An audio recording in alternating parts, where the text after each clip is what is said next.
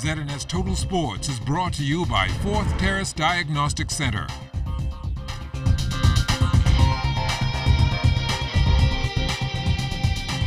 Welcome to sports, everybody. We start off in the WNBA. The Connecticut Sun taking a huge step towards ensuring the organization's short-term success, announcing yesterday that Jonquel Jones has signed a multi-year contract to return to the team.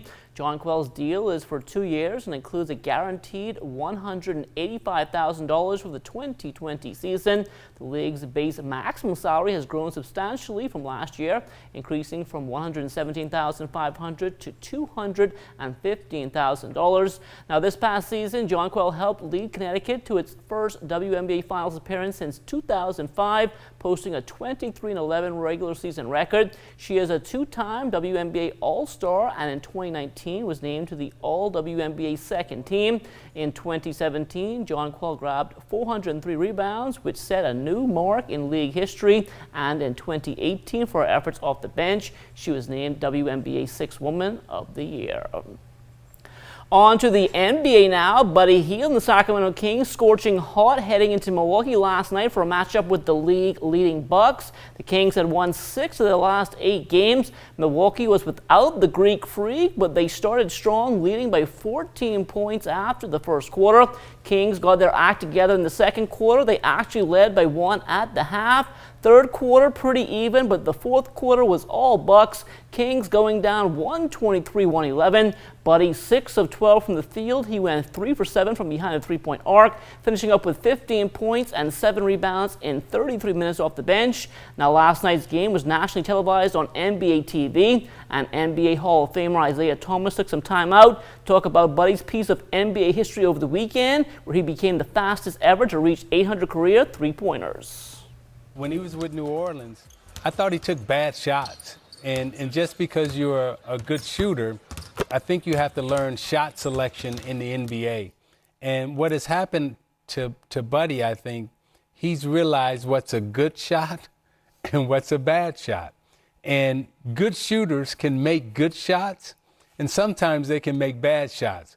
But if you continue to take bad shots, you're not going to have a good field goal percentage. And I think what Buddy has realized and come to the conclusion is that if he takes good shots, 8 out of 10 times, he's going to knock them down because he's that good of a shooter. The BAISS Best of 3 basketball championships tipping off yesterday at Loyola Hall on Gladstone Road. The junior girls taking to the court first. The Kingsway Academy Saints winning the pennant this year, but they were no match for Sac's Big Red Machine as they were working on a full tank of gas and never trailed, taking game 1 to the tune of 55-21. The top junior player in the country, Antonesia Moultrie, outscoring the Saints all by herself with 36 points. We had one job. We come to win. We have to tighten up our defense, tighten up our offense. I believe we win because we tried our best and we keep our head up and we was good on defense and offense. We had many steals and everything, so we executed just like that. This we came for, so we could do it.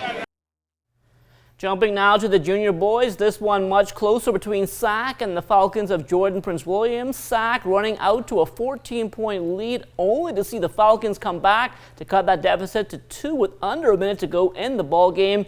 In the end, though, Sac would hold on 34-32, meaning Prince Will has some adjustments to make for game 2. I mean, anytime you can come out with a win, it's always a good thing. We made this more of a competition than we needed to tonight. We didn't handle the basketball. We didn't execute the way we wanted to and needed to. Anytime you're in a game like this, you know, anything can happen. When momentum swings, you know, you find yourselves fighting a losing battle.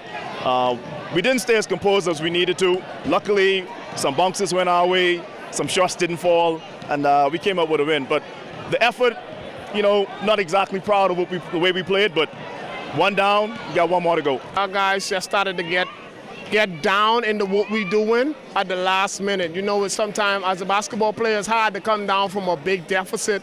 Legs start to go in the fourth quarter.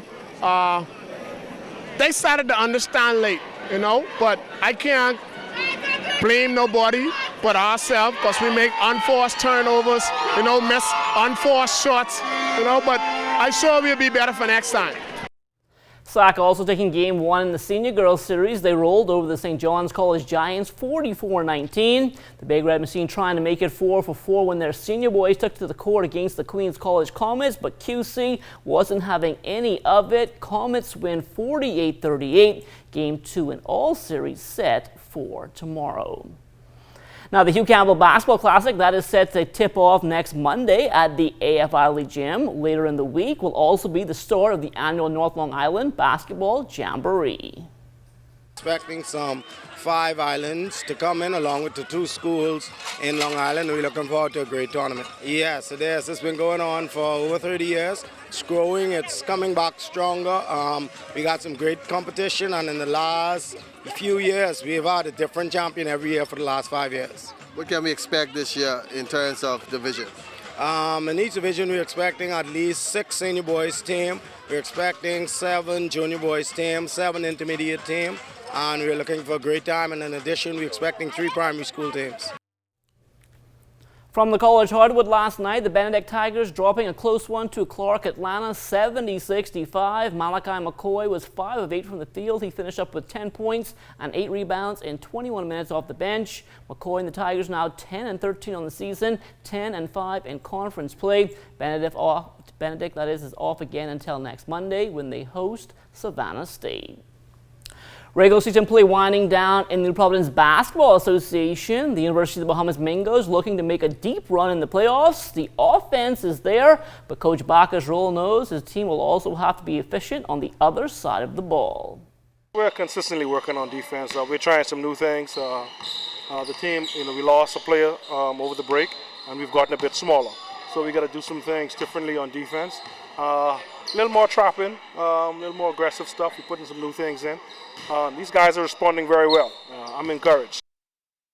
Some outstanding performances turned in at this past weekend's Ellen Coakley Track and Field Invitational in Exuma. On hand to view the talent was University of the Bahamas head coach Edna Roll. I know the talent is here in Exuma. This meet is important for the family violence to get the opportunity to develop their craft, develop their skills in track and field. Great performances today. I see 2 good athletes coming out of one out of NGM Major and one right here at Ellen Coakley that I definitely need at the university to help my cross country and track and field program to advance for the college level. The surface at the Onion Bowl not the best. Runners from New Providence having to adjust to the conditions. This was an extraordinary meet, and I must say that the competition was good and the track was okay because I'm not used to running on tar track, and the energy from the crowd was very amazing, and I actually ran good for the first time on tar track. Professional wrestling returning to the Bahamas over the weekend. It got started with a seminar which allowed Bahamians the opportunity to learn what it takes to compete inside the ring. After that, the pros did their thing, putting on a show for the crowd. Among those in action, Bahamian Orthnell Hinsey Jr., who goes by the ring name Two-Face. He has the full support of the Haitian sensation, Tyree Pride. I came back here for one reason, because I heard there is a Bahamian that learning how to wrestle right now, and I'm just about to put the belt on the line because I am semi-retired. And if he get this belt, I know he's going to represent the Bahamas just like I have. And I will help train him so he could do the same thing I did with the Bahama heavyweight champion for y'all. So I want all y'all to get behind him and praise him for what he's doing now, because it's a tough, tough job. The City Bowling League back on the lanes last night at Mario's. Ansel Ferguson had a 2:24 game, a 6:33 game set as Carib Construction took 2 of 3 from Clayton Gardner and Associates. Carib also getting a 5:85 set from Soneth Lockhart. Tyrone Burrows, he had a 2:32 game for Checkers Cafe. They also took 2 of 3 from the 10-pin Warlords. Driscoll Roll a 5:48 set for the Ashore-Wind Pocket Policers, but they lost all 3 games to the E&U Water Coolers. Camille Burnside a 194 game on a 5:32 set. Telco Enterprises losing all 3 games as well to the BPL Shockers. Uchenna Delbush, he had a 190 game for the Island Game Strokers. They took 2 of 3 from the Brooklyn Strikers. Elsewhere, the NUA Crusaders taking all 3 games And also Bahamas there, they won 2 of 3 against the 10-back Strikers. Now after 7 weeks of play in the second half, Clayton Gardner Associates on top at 14-7. Checkers Cafe, Bahamas there both at 13-8. The 10-pin Warlords rounding up the top 4 at 12-9. And that will do it for sports. The Bahamas Tonight comes back after the break. ZNS Total Sports is brought to you by 4th Terrace Diagnostic Center.